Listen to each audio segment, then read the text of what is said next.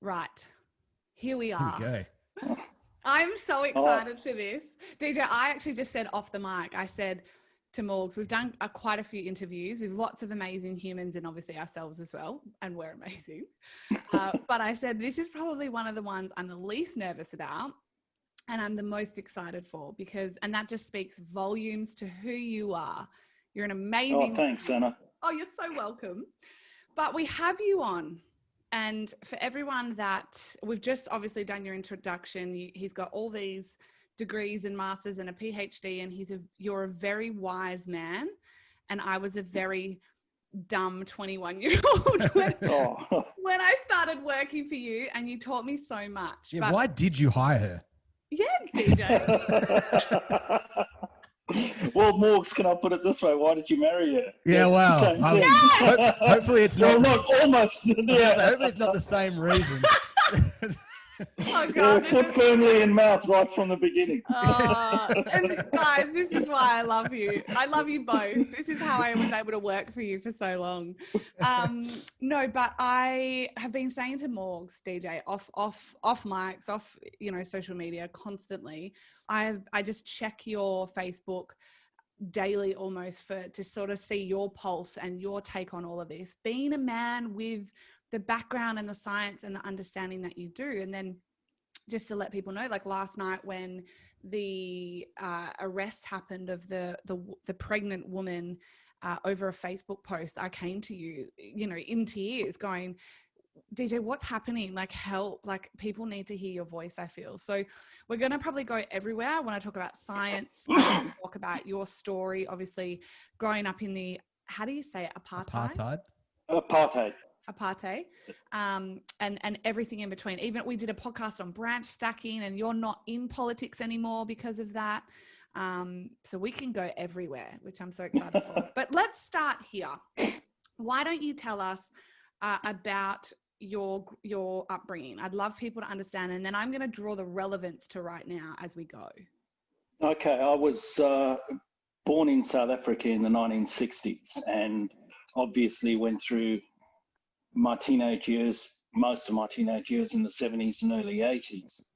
And this was a time when South Africa had a policy called apartheid, which basically you had a situation where it was quite ludicrous. You had different races having to live in different areas, catch different buses, catch different trains, sit on different benches. It was... the thing that's insidious about a lot of things, and you're seeing it now with the COVID thing, is that when you're living in a situation, you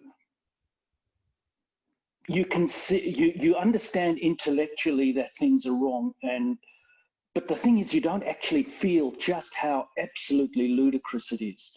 It takes a bit of perspective, a bit of a moving away from it. And I mean, there were instances where you can see people had their perceptions with things that didn't gel, but they were so used to it. I'll give you an example. When I was in my teens, I got a part-time job at a clothing store. And the owner of the store was a guy who seemed old to me then, who was probably in his 50s or early 60s, called Mr. Kaplan. And anyhow, there was Mr. Kaplan, there was a black who was about the same age as Mr. Kaplan, who had worked in his shop for decades, called Frank. Then there was a young guy who was in his early 20s called James. And then there was myself, basically the new hire. And I chatted to James a fair bit and so on. And old man Kaplan overheard James calling me Dennis. And he said, "No, it's not Dennis, it's boss." And I said, "No, I told him to call me Dennis." And Mr. Kaplan said, "Oh, yes, that's right, it's the new generation. Frank's of the old school, he's fine with it." And I said, "Why don't you ask him?" And so he asked Frank, and Frank, of course, said he did resent calling me boss. I mean, here I was about 18, 19. Frank was this guy who had worked beside Mr. Kaplan for decades, and yet he was supposed to call me boss who had zilch experience. It was just absolutely ludicrous. But the point that it highlights is how you can get so embedded in a system that your whole mindset is actually dictated by that system if you don't actually force yourself to think.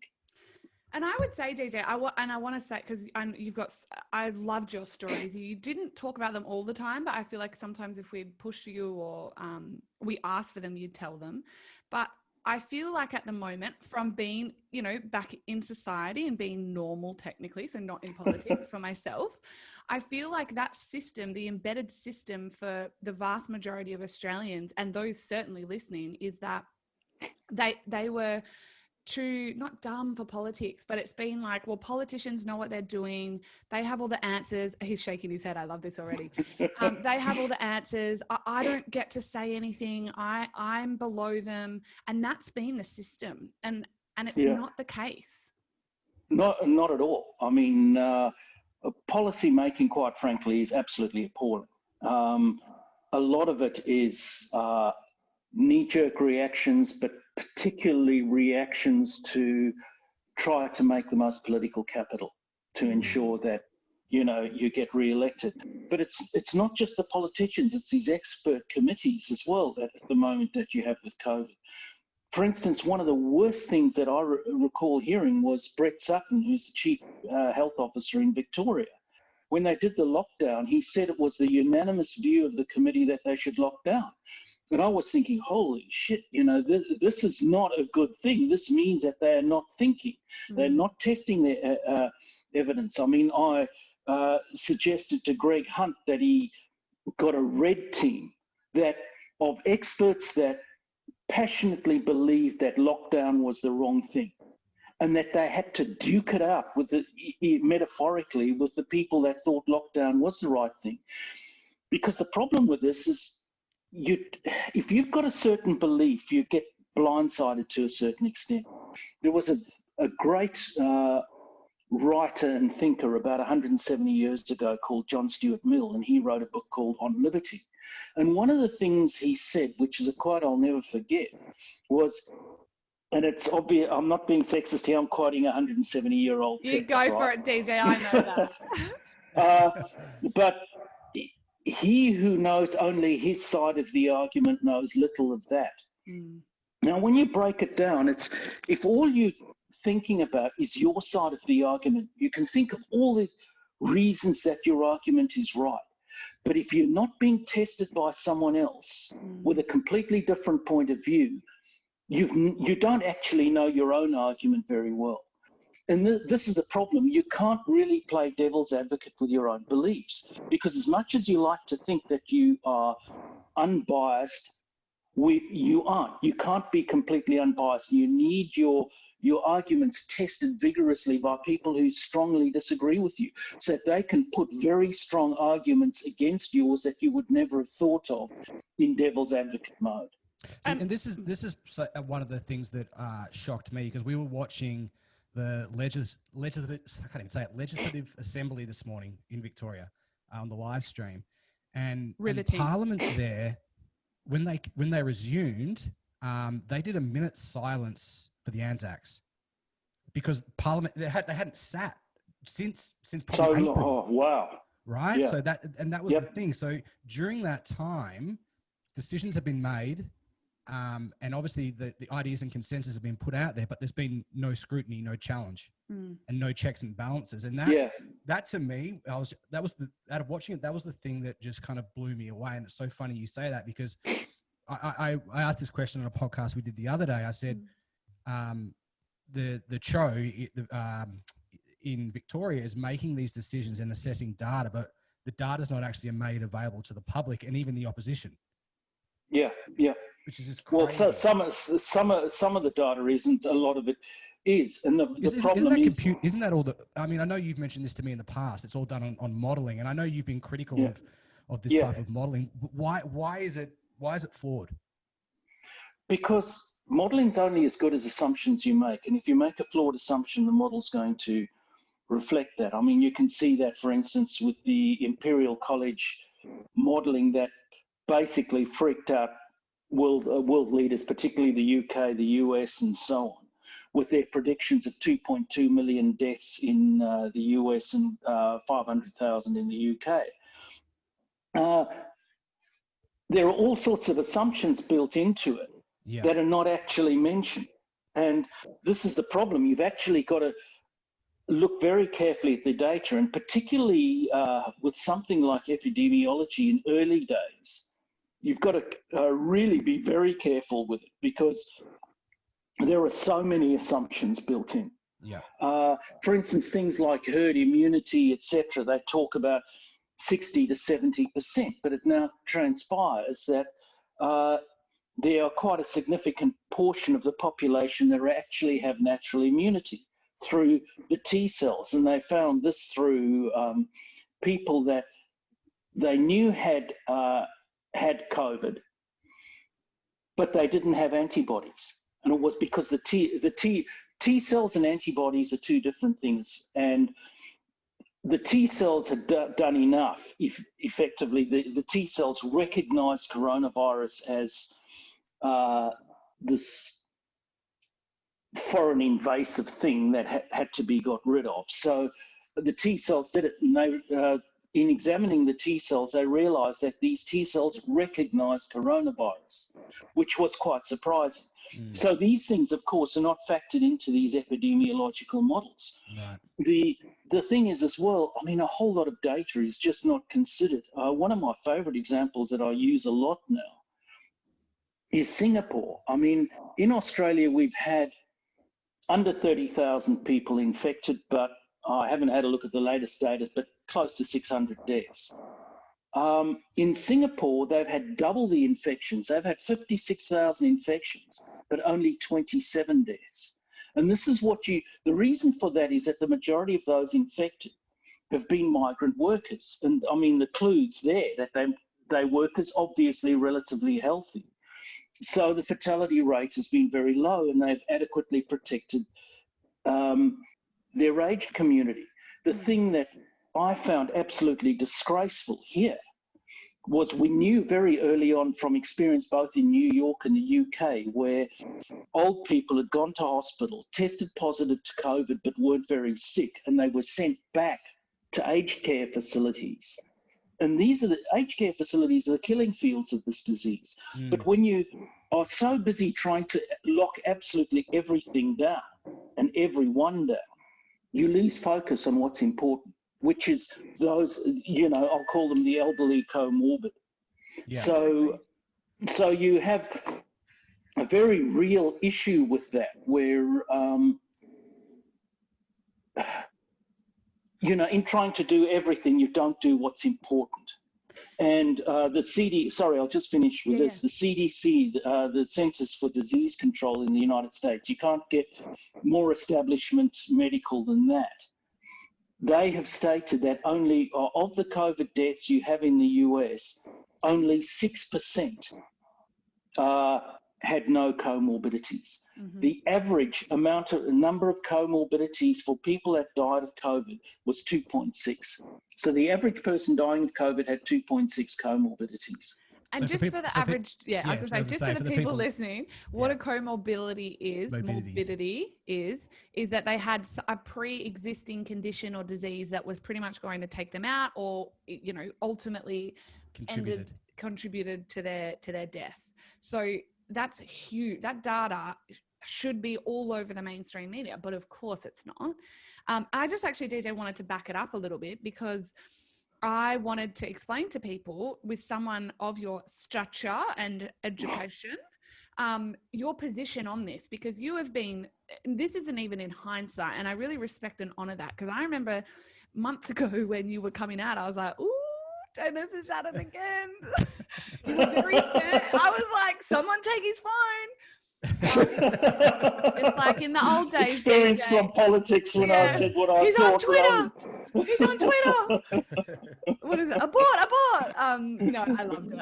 That's what I loved about you, though, and you respect. You let me go too, so it was great. But the political and media advisor, not so much. I love it. But no, you've been very firm. Just to take it back, you came out from the get-go. You looked at the data. You're a scientist, and you're a scientist I've always respected, and Morgsy too, because You've always been one that I remember you sitting me down in the office one day and being like, any scientist, Anna, anyone that ever says science is settled, you need to be very wary and run from. Essentially, science is never settled. That's the point of science.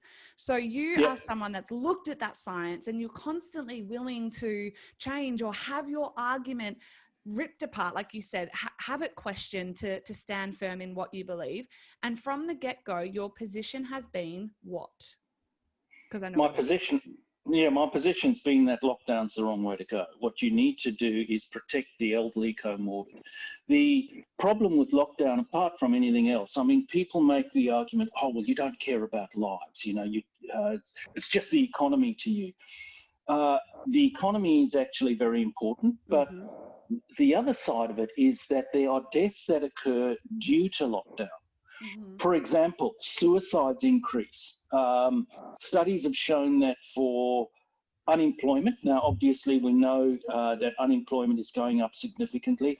For every 1% unemployment increases, you get a 1% increase in suicides. Wow. For every 1% unemployment goes up, you get a 2.5% increase in drug overdoses.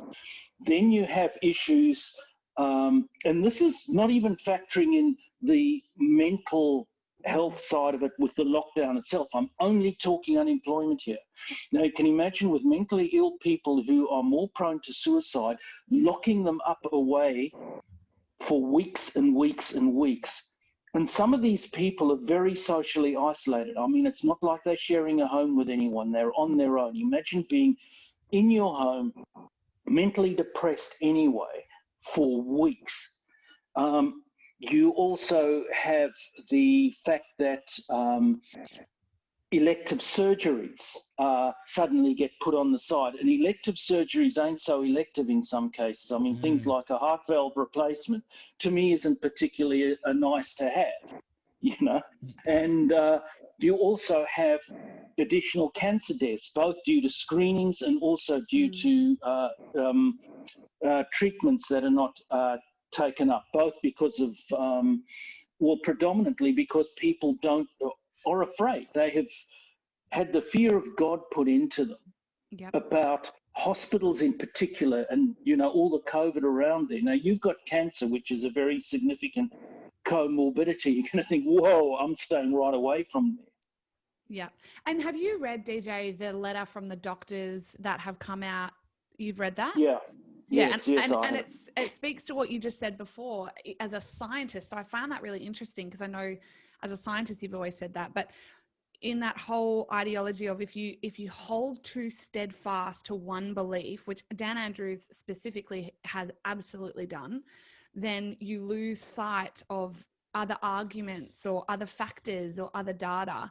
And you said that as a scientist, and they've said that as a medical field profession of doctors. Essentially, they said the same thing. So, and this is why I wanted you on, because obviously a lot of people, I've spoken up politically a lot and helped engage. You don't say.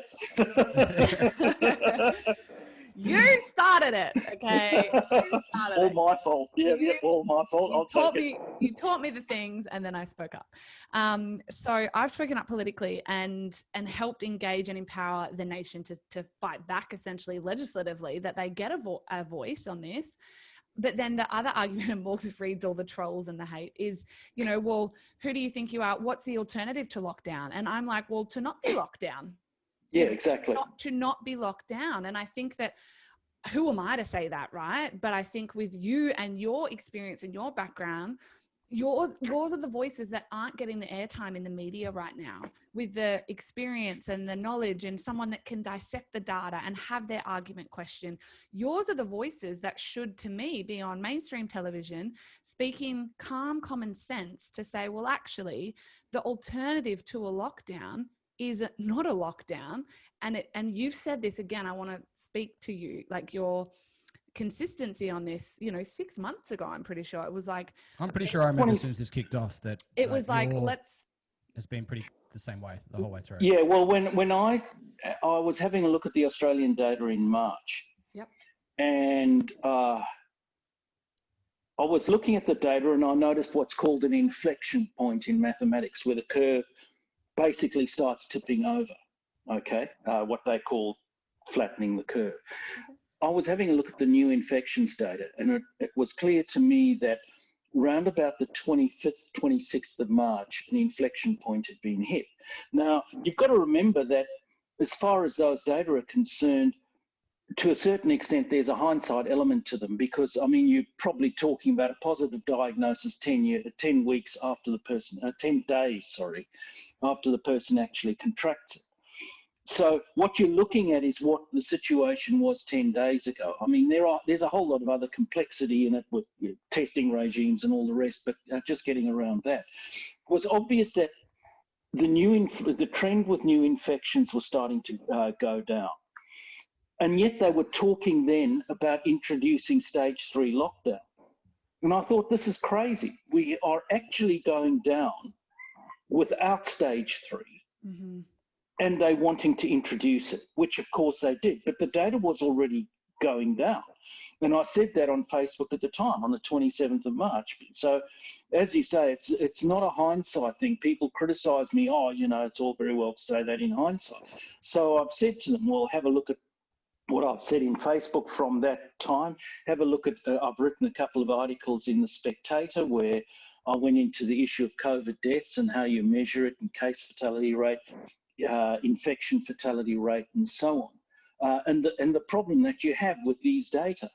So the problem is the government seems to be fixated on lockdown. And if the answer's not if lockdown's not working, the answer's even more lockdown. Mm. And the problem for me is there's a Hail Mary element to this where it's all premised on a vaccine that works and is completely effective. And I mean, when you look at the flu vaccines, they're only typically about 50% effective. Mm-hmm. So you have a very real problem with it because if you don't have a vaccine that's that effective, what you've done is kicked a very expensive can down the road, because these infections with people are going to happen anyway. So what you've got to do then, recognizing that you're going to have a certain amount of people for herd immunity, and it's now looking much less than 50 or 60, it's looking probably about 10 to 20%, based on what I was talking about with natural immunity. Mm-hmm. Then you say, okay, we've got a real opportunity here, because unlike a lot of other diseases, this one's very specific in who it targets. Mm. So in terms of death and really bad health outcomes, I mean, I'm not saying that anyone who's completely healthy and has no comorbidities there's no possibility for them to die whatsoever, but I'm saying that the stats are that it's significantly lower. So what you can do for a short period of time is very carefully isolate those people that have got the comorbidities and are elderly, and let it flow through to get that herd immunity. Otherwise, it's going to become less controlled because people are not going to stay absolutely locked down and disciplined forever. Yeah. It's funny, Dennis, I mentioned on another podcast, there was a news article that where there was a guy, he picked up COVID in the UK back in March or whenever it was. Isolated, was fine, no symptoms, all that sort of stuff. Came out and he's been able to travel to Spain and I think a couple of other places in Europe for work. He's picked it up again, but what they found was it's not actually the same strain. It's actually mutated. So what this article wanted to say is that the way that we look at COVID right now, if it does mutate and change, it may look different in 12 months, in which case it's like rolling vaccines. So I don't know. I mean, I am all for vaccines. I'm not on the anti-vax wagon at all. I think the science and the data. I'm pro-choice. Well, you're a lot of things, but but can I just quickly say? Just let me finish. I think, but even and Anna and I have had this argument. I mean, the meta-analysis on the safety of vaccines, there's hundreds of them. But even I am starting to think, well, if the vast, like 99% of us don't really have to worry about the effects of COVID, or a vast, maybe whatever it is, the overwhelming majority of us don't need to worry about the effects of it. So why is everything hinging so much on a potential vaccine that may not even be useful by the time it gets to us? Yeah, well, exactly right. You're talking about mutations and second infections and so on. And I mean, you know, you're exactly right. This leads to the problem with vaccines. I mean, if vaccines only replicate what happens in nature effectively in terms of herd immunity, whether you give the person a vaccine or otherwise they've had it. If you've got a problem with it mutating, it mutates whether you've had a vaccine or whether you've got herd immunity. If the effectiveness of the antibodies wears off over time, that happens whether it's a vaccine or whether you've actually had the disease. So, you know, some of these problems that are, you know, when you think through the flow through implications, I think are not being adequately considered. But DJ, why do you think, this is where I'm at with all of this, and I feel like maybe the letter from the doctors hit the nail on the head in that, and they sort of said it in a roundabout way. Is it because this is the madness of it, that the cases yet again in, say, Victoria, because this is where it's really the most, it's the worst because they are in stage 4 lockdown.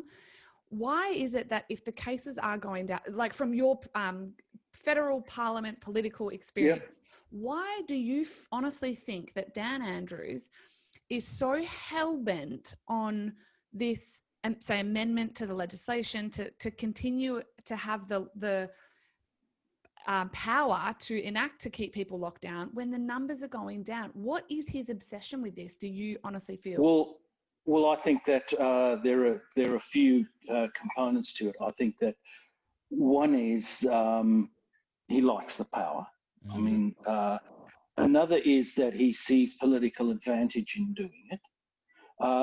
The problem that we have is, if you look at the polls with us, it's amazing. I mean, it's like turkeys voting for Christmas. You know, people are loving the lockdown and everything else. But DJ, do you know why? It's extraordinary. Well, I think I know the reason why, and that is that what you normally have is a situation where in politics you've got a government saying something, the opposition arguing vociferously against it, and the media taking them to task. Now you've got all three of those groups playing from the same song sheet. And people are thinking, whoa, hang on a second. We used to, government saying this, opposition criticising it, and media criticising it. If they're all saying the same thing, it must be right. And so this is the problem. They've been caught up in a problem, in a situation that they haven't been before. And if they don't actually think about it, it seems quite compelling when you get all three of those groups that are normally not in the same place, all saying the same thing. I think you've got a very real problem. I also think, yes, so that's so true. I don't watch mainstream media, so unfortunately I'm like I can't comment on that. But what I can comment on is feeling like the say again Victorians that are pro it are at home on a paid holiday on the federal government's wallet. And I believe that if that was taken, that those same people that were voting on these polls would be in the streets rioting for businesses to open back up and for them to be able to go back to work. But I think whilst they're on JobKeeper and JobSeeker at home on, like I said, a welfare check, you know, living their best lazy lives, and I'm not being rude, I'm just saying they have nowhere to go, they have nothing to do, ipso facto it is laziness at home, then of course they're going to not all, but most or many are going to want to continue that lockdown. And I think that's playing a large part. And this is where I said, well, the federal government, I think if ScoMo could step in and his government could legislate that they can't, I mean, they can't because of GDP and all the things, but if they could bring some of that welfare drip, like remove the IV from some Australians, there would be a far larger revolt against the government, essentially, to say, well, let us get on with it. Let us get back to work. Let us resume our normal lives, because they're not on the government check. Yeah, but I think if they did that right now, I think the pain... Hang on, if DJ's going to say I'm right, let him say it. But I'm just the pain if you did that. like to a people would be pretty catastrophic as well, because they're forced to stay at home. But if you remove you know what I mean? But I mean, what you go on, but I do have a question I want to ask you, and it's just about if the federal government can actually involve more in the states. Yeah. The thing that you bring up, Anna, in terms of payments and so on is very interesting. And it brings to mind another thing, and that is this whole argument of we're all in this together. Yeah. Someone said, and I thought it was a very good way of putting it, we're all in the same storm together, but we're not all in the same boat. It was you. I stole it off your Facebook post and used it on a podcast about a week ago. It wasn't actually me. It came originally from someone else. I'm not going to take credit for something that's not mine. But the point here is, if the decision makers with us have got no financial skin in the game. Yeah. In fact, for them, things are better in a lot of ways, because inflation's gone down, so their wages are worth more. You know, there are all sorts of potential benefits to them, but I don't think that's factoring into it. But here's the point. If you insisted that all of these decision makers had their pay cut by 50% for the duration of lockdown, how keen would they be then on extending lockdowns indefinitely? The problem is, to them, there's no cost whatsoever. Yeah. They can claim, oh, we're all feeling the pain, No, they're not.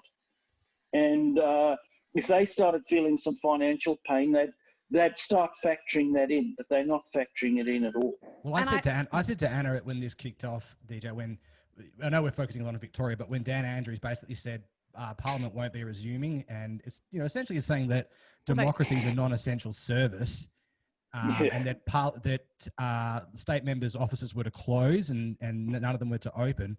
I think at that point they should have all been put on JobKeeper, and they can live on the $750 a week and see what it's like. Yeah, and you're dead right. And I don't know why it didn't happen. I don't know. It should have. Look.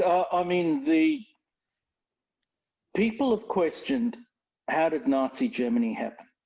Yeah. Now, I'm not saying that we've got Nazi Germany here, but Nazi Germany did not start off with the death camps. Yep. Nazi Germany started off with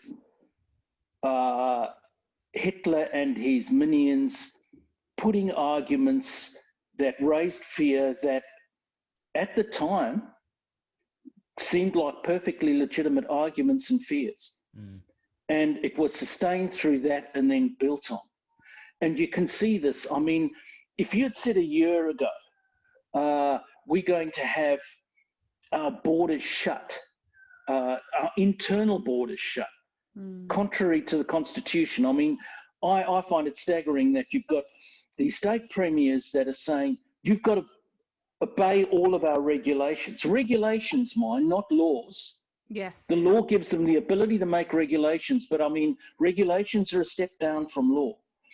And yet our fundamental founding document, the Constitution, they feel that they've got the absolute right to ignore. Because the Constitution is quite clear on the issue of borders, of internal borders. They talk about, trade and so on, but they also talk about intercourse. And no, I'm not talking funny stuff. I was like, hell here. yeah. I've read this section of the Constitution too. But here's the thing. It doesn't just say, this is section 92, it doesn't just say that the border, that it shall be remain free, but absolutely free. Wow. And that is done for a reason. I mean, free would have done it, but they wanted to make sure that their intent was clear. And the government are just riding roughshod over that. And you see a whole lot of, look at the AFL hierarchy, all of a sudden being able to fly into Queensland and, stay in a luxury location where they can go outside and all the rest, in contrast to everyone else. There's so many ambiguities, discrepancies, and so on with this policy making. But I mean, Victoria disgusts me. The thing that you saw with that woman, and I mean, I've seen other YouTube clips of the police coming in like jackbooted thugs into a person's house. I mean, the whole thing of our long-lasting sort of British heritage in terms of democracy is a man's house is his castle, and that authorities need to have authority, very clear authority and reason to go into a person's house. Where now it just, you put something on Facebook, we suspect something, or no reason at all for Victoria at the moment, they can just go in. And the whole thing with that, having what can only be termed martial law in terms of the curfews, the curfews and so on, where you have got, people being forced into their homes. I mean, that's house arrest. In WA, you've got the inconsistency, for instance, and it's like the governments are trying it on to see how far they can push people before they say enough. I mean, there was a case where 2 girls came in from interstate and didn't quarantine. They were flown back. That was it. Now you've got a guy that's come and didn't quarantine, and they put an ankle bracelet on him. Now that is something that you use with sex offenders. I mean, it is just no, seriously, it is. It's getting out of control. It's a I mean, it's getting to the time, and Anna, you know that I tend to be considered. I mean, I'm passionate about things, but I'm considered. And it's getting to the stage where I'm thinking, people in Victoria should damn well go and, voice their protest in Victoria. It was okay for another cause and another group a couple of months ago. BLM, So, exactly. So if it's okay, I mean, not to get too ideological, but if it's okay for something that's a social issue, it should be okay for something that is actually a civil rights and a government issue. Well, constitutionally, and a social issue. Yeah, and a social issue as well. Yeah. And constitutionally, you're allowed to protest against the government again. So it's the problem with that is the Australian Constitution's actually a bit weak on those sorts of things, and there's historical reason for it. In America, with their constitution, you have a look, they've got the right to bear arms and form an armed militia to oppose bad government. They've got the inherent right to freedom of speech and so on. We don't have those rights. Yeah, you told me. And the reason is when you have a look at where the United States started and where we started. The United States started having had a revolution.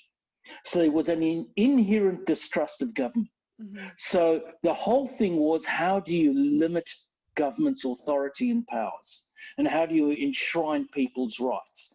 Whereas in Australia, there was none of that. It was the establishment that wrote the Constitution.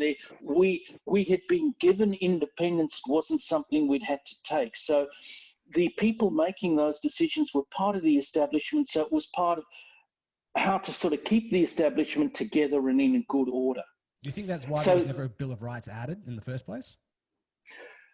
I think that probably is the reason. I mean, the Bill of Rights argument's a whole other thing. I mean, Bill of Rights versus putting it in the Constitution. I think in the Constitution's a better place to be.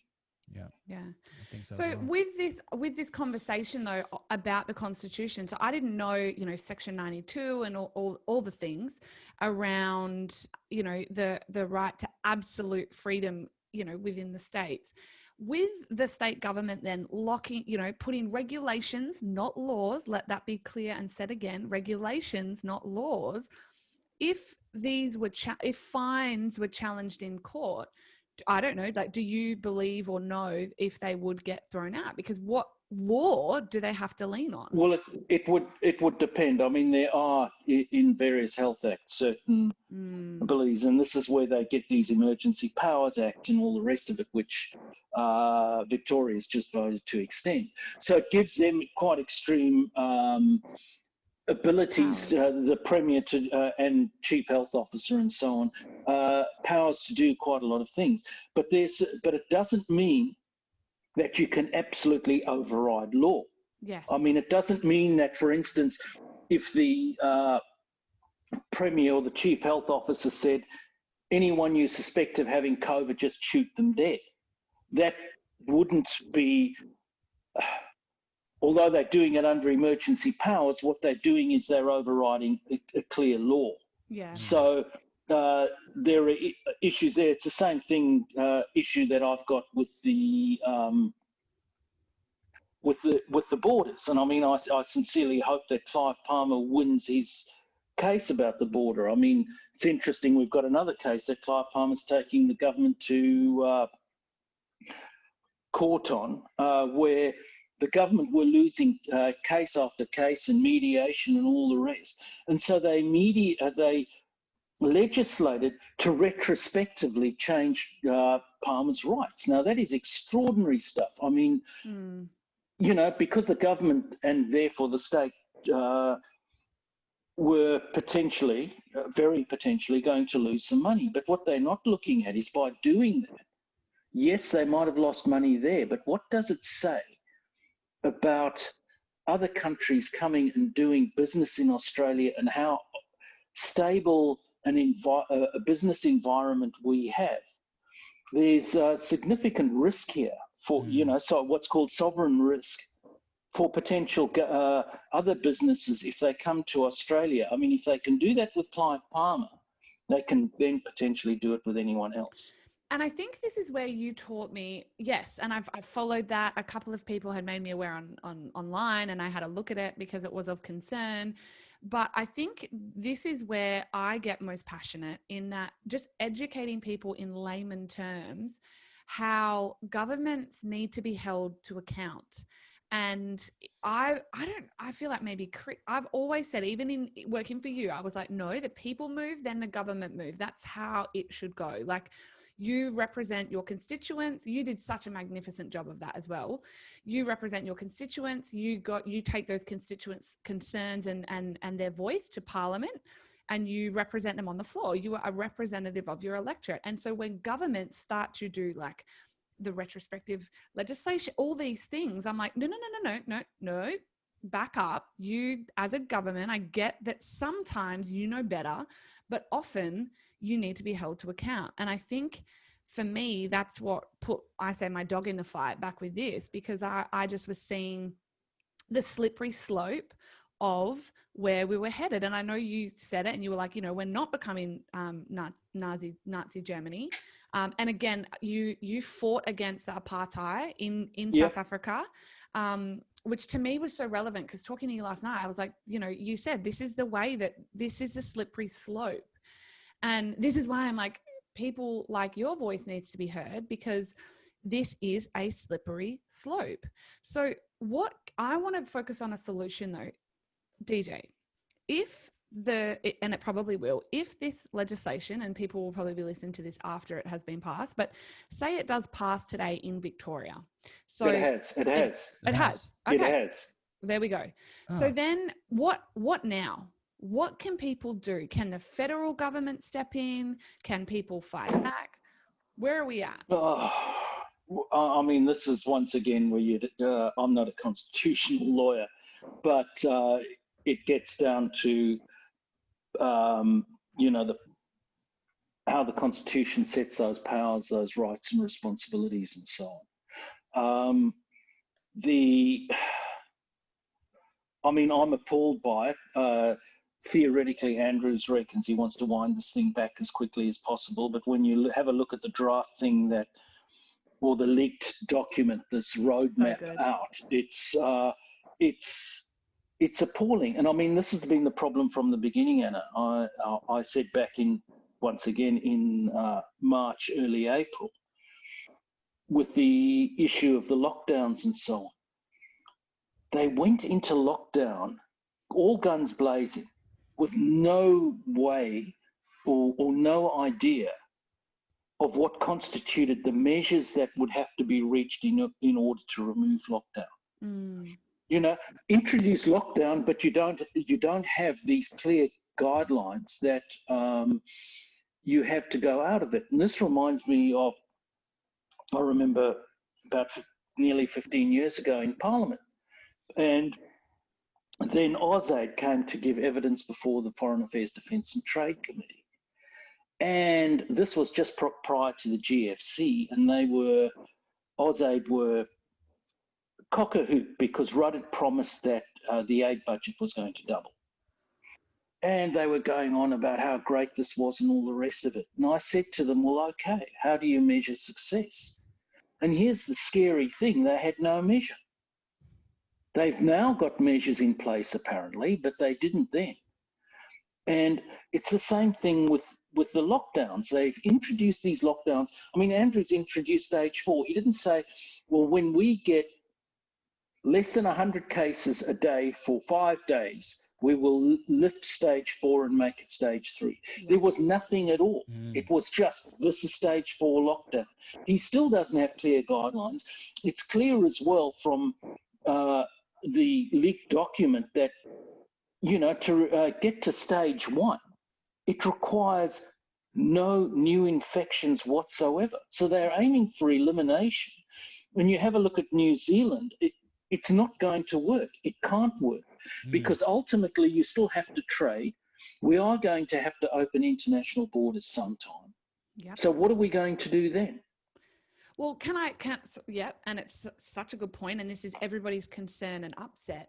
So Andrew's estate is there, and I don't know this, again, I know we're not all constitutional lawyers, but we've got some experience, you more than I, in federal politics. Can Scott Morrison and his government step in and over-legislate Andrews at all? Because this is the biggest question I keep getting. Can't the where's Scott Morrison? What are the powers of the Commonwealth or the federal government in regards to, you know, getting involved at a state level? Can they at all? Well, yes, if you play it by turning it into turning the argument into an area where the federal government has sway. For example, Andrew's policy with China and what he had signed up to, that was overridden by using foreign affairs powers. Mm-hmm. So that's the way you do it. You can't confront them directly in terms of where the state has primacy. And the problem is that there are a whole lot of areas that are really messy where it's not clear who's got primacy. Okay. But I'm just trying to formulate the plan. I'm like, yeah.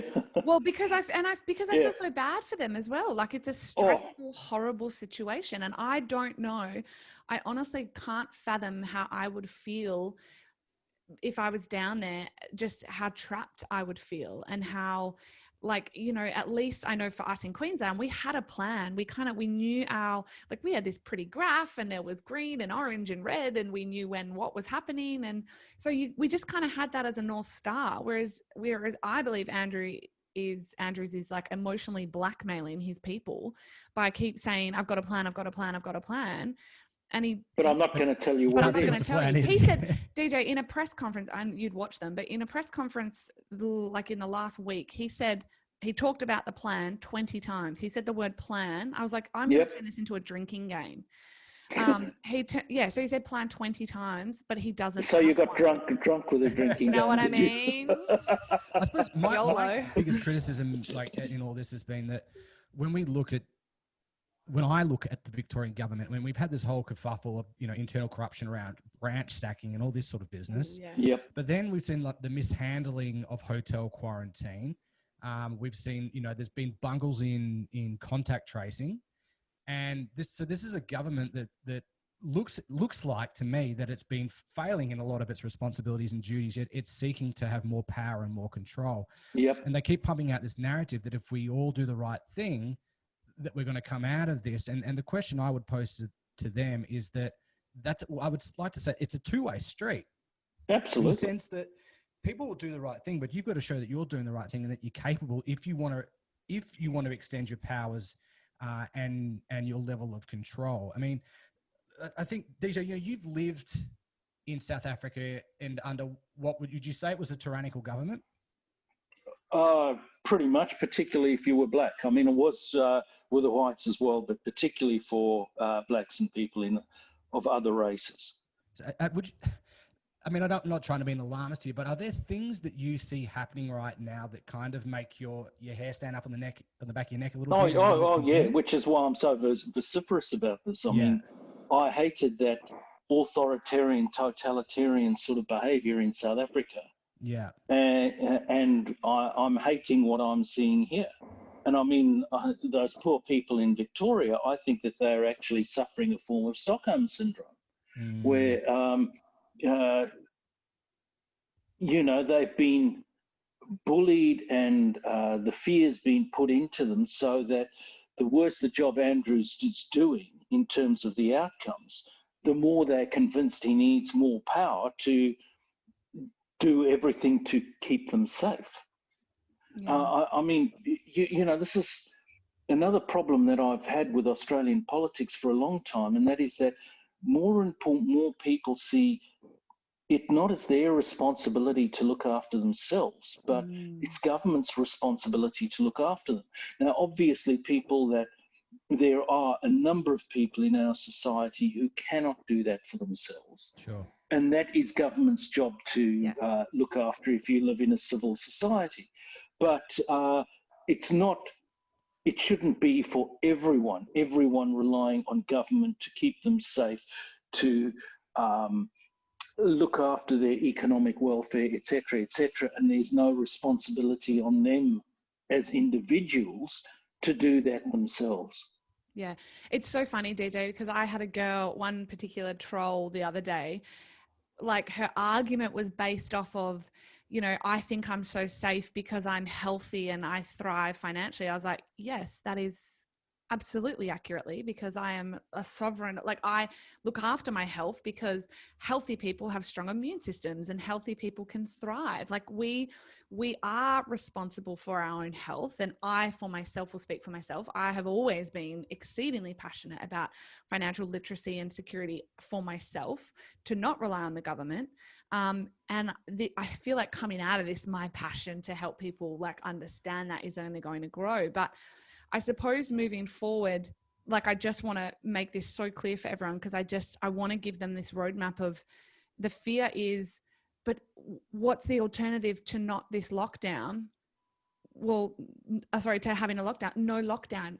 We believe, you're the scientist that looks constantly at the data, that's looked at the data since, even before March, but started to pick up on the inflection, word of the day. Learn something new.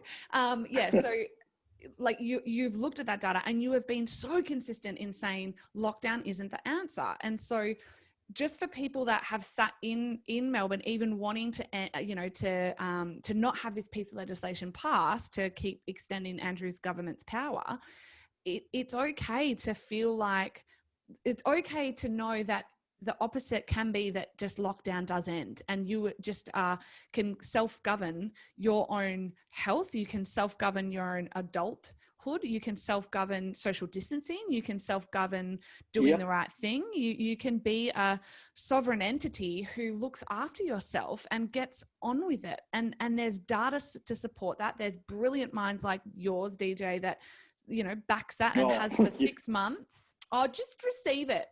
That has backed that for 6 months. And so this is why I wanted to have you on and have people understand that a man with the background that you have, that's had that tyrannical towards the certain race, government, and had to escape that, that you're seeing that now in this country, and it's not okay. And that no, it's not okay. And so you, as the people that are listening, you're allowed to fight back almost, and to speak up and to use your voice, and to know that you will be okay based off of data. And even the doctors now that are coming out saying you have to end the lockdown, that's the alternative.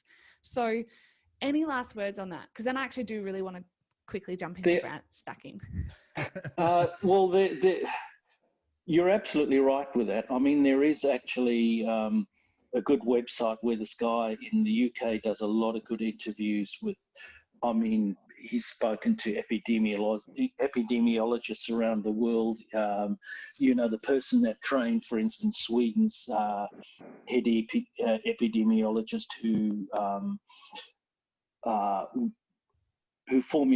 helped formulate Sweden's policy, etc., etc. So there are a lot of different voices out there, very expert. The site is called unheard.com, HUNHERD, not HEARD.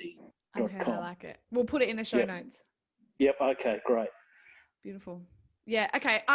So if people want to stop right there, because we've talked about. Oh, hold on. I do have one thing I'd like to ask Dennis. Okay. Sorry, just on this topic as well. So I've seen people on your Facebook, Dennis, that have said to you, well, you're not a medical doctor. You don't have the qualifications to make this argument. People, when they hear this podcast and they decide to speak up, are going to be faced with maybe a different, Absolutely. That whole argument from authority, position of authority. Well, you don't have the necessary piece of paper from the relative institution, therefore your argument's wrong. What would you suggest to those people? Great question. Yeah, how do they get involved and express themselves? Here's the point, Morgan. I mean, if I get ill, let's say I get COVID, the person that is far and away best equipped to help me is a medical doctor, because they are trained to know the symptoms, know the best treatments, etc., etc. That's their speciality. Their speciality is not data analysis. I mean, they're not stupid people. They might have an understanding of it, but that's not their fundamental area. I mean, for people that argue, physicists wouldn't have a clue, I would say to them, well, probably not a good example, but I'll give it to you anyway. The person who headed up that imperial study, the Imperial College study that freaked out all those people, he's a physicist by training.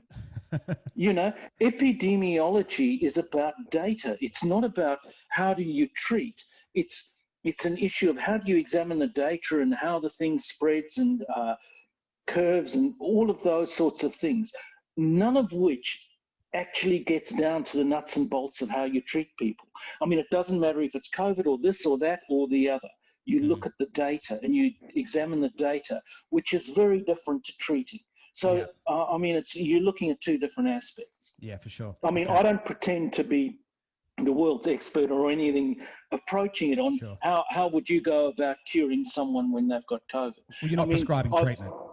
No, although I mean, I've got very strong feelings on, for instance, the issue of hydroxychloroquine and the fact that the government's seen fit to ban its use in the treatment of COVID, despite many studies globally showing that there's significant beneficial effects if used in combination with some other drugs, zinc and azithromycin particularly, but early in the piece.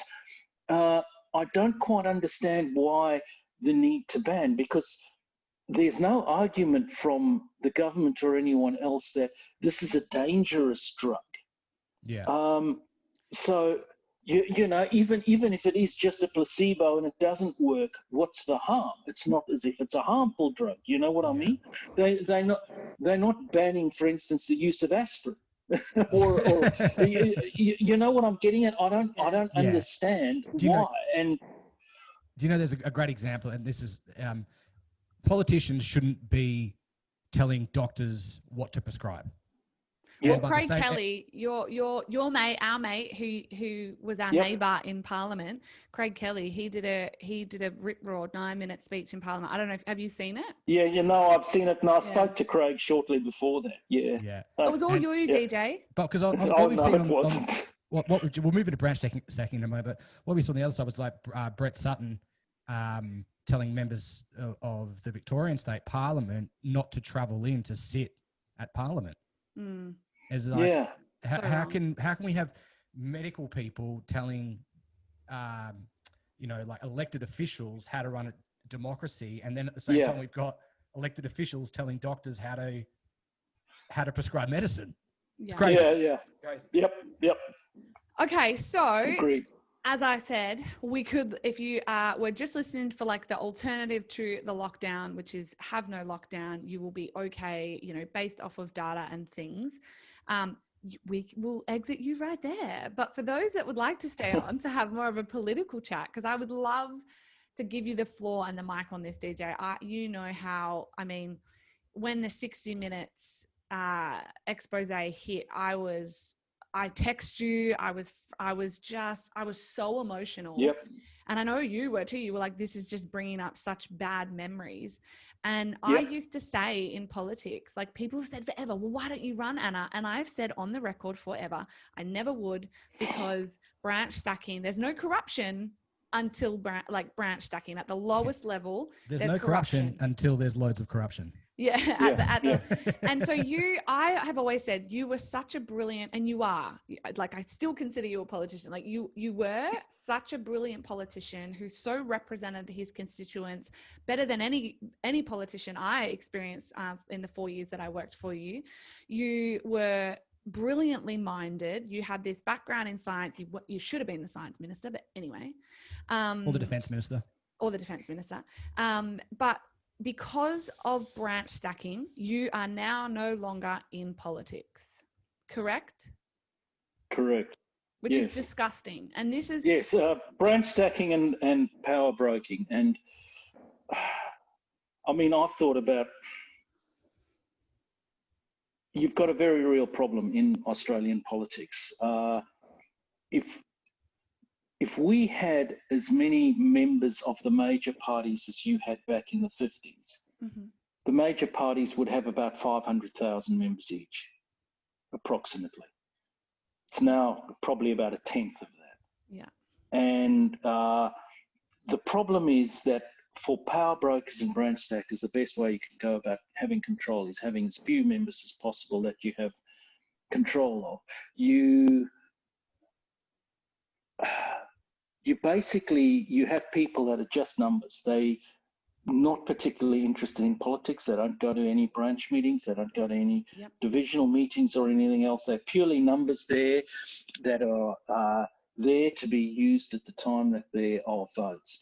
Now, for me, I actually think that the US primary system is a really good one, where all you have to do is say that, you know, if in the case of, let's say, Republican or Democrat, let's say Republican, I'm a Republican, I would like to vote in the primary. And that's it, you can do that. The whole thing that I found with the Constitution, the Liberal Party Constitution in WA, it is designed around counting people out rather than counting them in. So how can we force things so that this person can't get in to vote, et cetera, et cetera? And they go into things that they run very close to breaking the law with the Constitution. For instance, the WA Liberal Constitution gets close to breaking the Associations and Incorporations Act. The Associations and Incorporations Act guarantees that any member can go and see a membership list, have access to a membership list. Now, the Liberal Party, first of all, they don't make it easy. They won't send you the list. You've got to go into their headquarters to have a look at a physical copy. You can't take a camera with you. And even more than that, the Constitution says you've got to have a good reason for wanting to look at the list. There's nothing in the Associations and Incorporations Act that says that you need to have a good reason for it.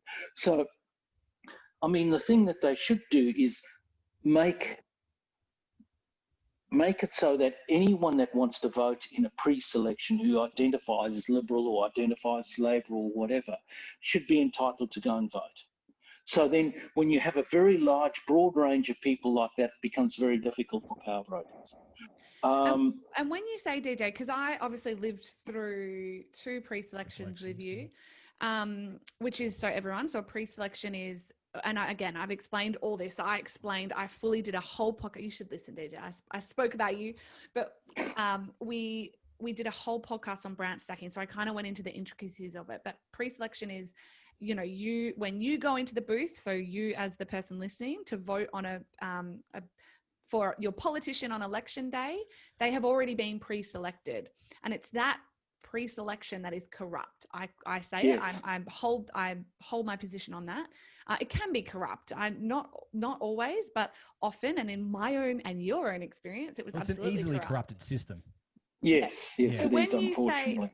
When you say if someone identifies as, say, Liberal or Labor or Greens or whatever, and they want to vote, they can go and vote. Do you mean at a pre-selection or? Yes, Okay, I mean at a pre-selection. So Yes. potentially you can have 2,000 people. Beautiful. Let's say it's Tangney Mild election, Mild electorate. You have a pre-selection. So 2,000 people rock up saying, "Yeah, I'd like to vote at this pre-selection," and so 2,000 people can.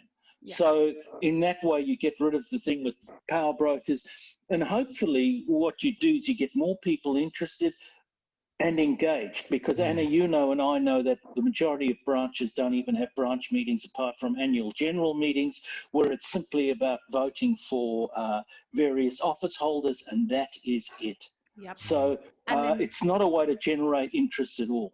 I did. So DJ, on this podcast, you're going to listen to it, young man. I sent it. I sent it. I'm going to send it to you, but I speak about that. And I encourage people. I say, hey, get involved, join a branch, like go and get involved at that level. And I loved it because I read, obviously, and I said, I so vehemently disagree that the party can as well deny your application to join a branch, which I just don't agree with. I think if you want to join at that local level, you should absolutely be allowed to, even if you don't support Labor or Liberal.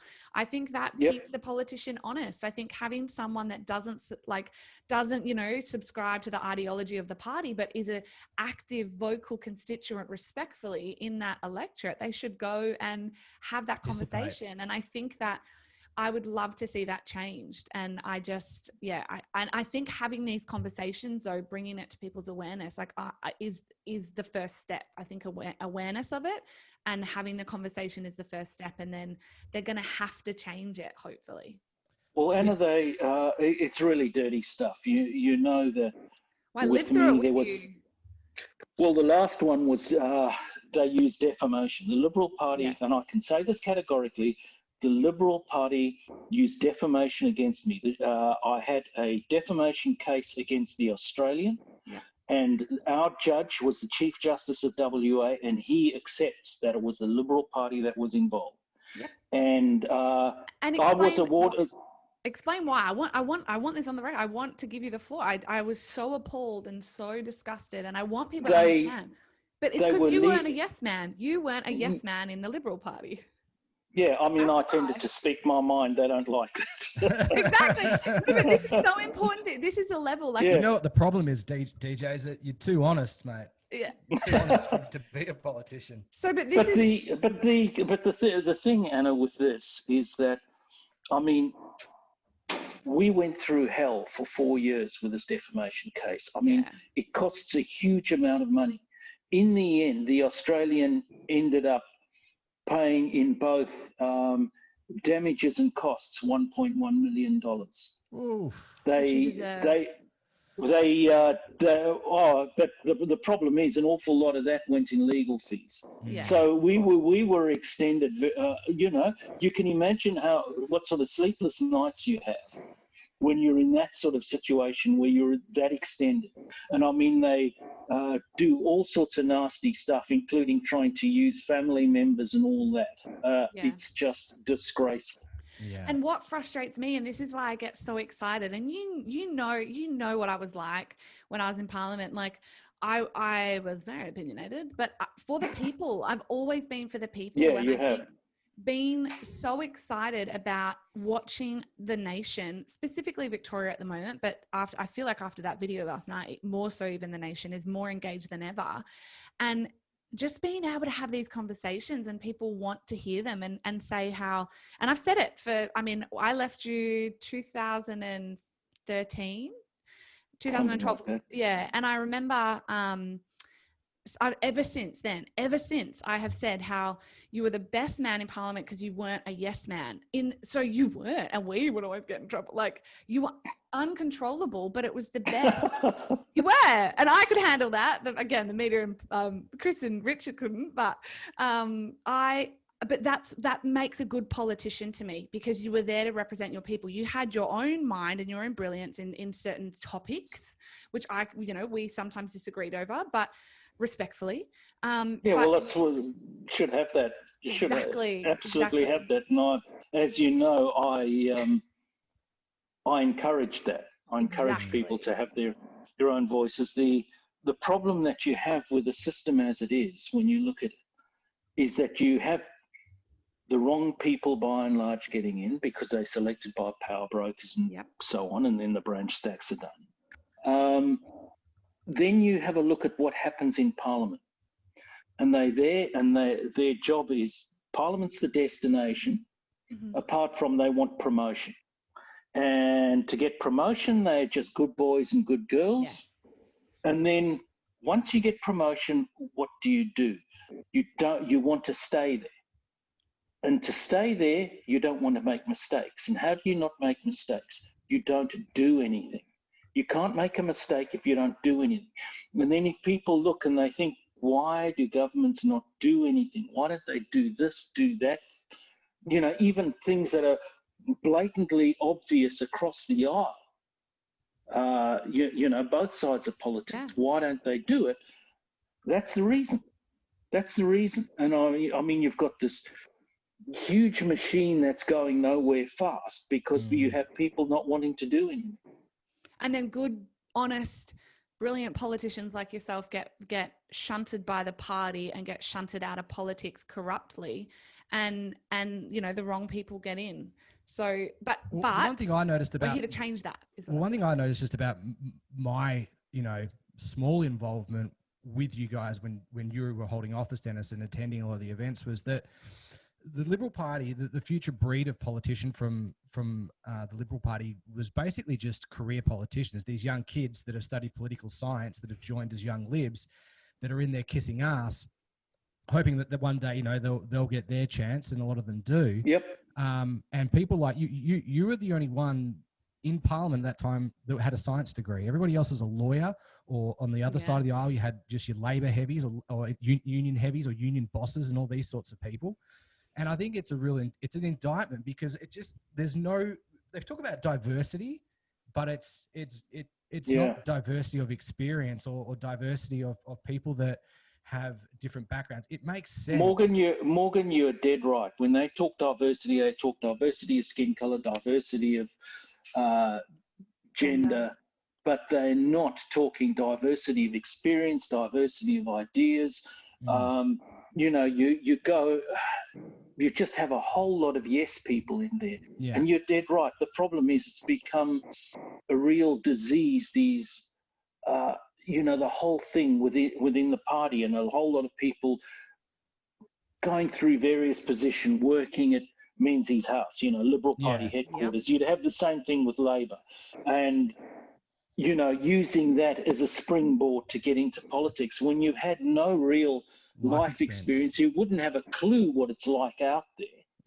And yet you're pretending to represent these people. Here's a fun story about those kids, essentially. I don't even know if you remember this. I had been working for you for about a week, and you sent me to a Young Libs barbecue. And you were like, just go. You've got to go and network. And I remember I lasted 15 minutes. I called you in the car and I tried to quit. I was like, I quit. I refuse to be that way. And if you're looking for that, then I'm never going to be that. And you said, brilliant. That's why I hired you. Don't ever become like that. And it's a true story. And I said, oh, it was like I passed this sick test that you set me up with. And I never did. And I just honored that. So I think why I wanted this on the record for you, and we can have lots more conversations, but is that I want to encourage you back into politics, first of all. And second of all, no, but I want normal everyday Australians with that diversity, with, you know, science backgrounds, or imagine a mum, like a real stay-at-home mum who just gives such a shit about her community and whatever, the environment or people, and she run. Imagine the difference, I believe, in Parliament. And a scientist like yourself, a brilliant mind, but both of you, a scientist in charge of. But the thing is, you need to have that diversity. I mean, absolutely. I remember a guy in Parliament, the previous member for you, a guy called Albie Schultz. You remember Albie? Yeah, Albie. Yeah, I remember. Yeah. Albie. Yeah. Now, Albie Schultz, prior to entering Parliament, had been a meat worker, very much working class and all the rest of it. Would he be pre-selected in the Liberal Party now to a federal seat? My view is absolutely Probably not. And Labor. I don't think Labor. Yeah, and that is a travesty because LB had a whole lot of experience that he had to give from his experience of life. And this is what you need. You need people with all sorts of diversity. You don't want all Dennis Jensens in there, but you don't want all LB Schultzes in there. You want people with a whole lot of different experience. People that can actually, as I said near the beginning of this podcast, metaphorically duke it out and have arguments. And by arguments, I'm not talking about fights, but, strong debates, passionate debates where you're really testing it. And that way you get good policies for Australia generally, not just by having everyone, I think of Monty Python's Life of Brian here. You remember that scene where, I can't remember who it was, saying on the balcony, we're all individuals, and the whole crowd's going, yes, yes, we're all individuals. And you get one person going, I'm not. And that'd be us in Parliament. So this is the thing, you get these people thinking that they standing up an individual and fighting for what they believe, but really they don't. But there's no political party where anyone is going to go and in reality, deep in here, agree with everything that the party says. Exactly. So the point is you've got to have that internal challenge within the party. And at the moment, the parties don't have that. No. And do you think you'd ever have another tilt at politics? As an independent? Well, as an independent? Oh, as an independent. I mean, as you know, when I lost preselection, I had to go as an independent. I mean, it's just... Yeah, but you swung the vote so too, difficult. It is, but you swung... I mean, you... Look, when I was the member for Tangney, I remember one Liberal Party member, and I just had a laugh about it. This woman texted me and, don't run, don't even think about doing anything against the party, we had to get rid of you because if you had stayed, a good independent would have won the seat. Now, here's the thing. At the time, and I still hold the record for the largest margin in that seat. And yet this is how deluded people were. Yeah. Absolutely. But I mean, it's awfully hard. I mean, you've got to have a lot of resources and so on behind you. Yeah. Let's start a It'd be good. But would you say you had the resources, DJ? Would you? Oh, I'd think about it. He'd think about it. I love it. Well, I just like my role. I mean, I'd never say never, but it's... You got burnt too. But I would say that my biggest plight, I suppose, with having these conversations, especially with a mind like yours, is that you said it. It'd be brilliant to have more everyday Australians, everyday minds, everyday people from all walks of life throw their hat in the ring to. Oh, absolutely. Politics. Yeah. Absolutely. We need a lot more of that, people that are prepared to express their mind. Yeah, state and federally. And on we fight. Yeah. Yep. Well, I think on that note, guys, it's probably a good spot to end the podcast. So I think we've been going. Thanks very much. 20 minutes, but it's so great to have you on, DJ, and we'd love to have you back on again at some point. Yep. Hopefully over a different issue when a bit of common sense has prevailed, and we can talk about something else. But thanks so much for jumping on. It's so good to see you again as well, and it's been a great chat. Hope you enjoyed it. Yep. Bye, DJ. Thanks.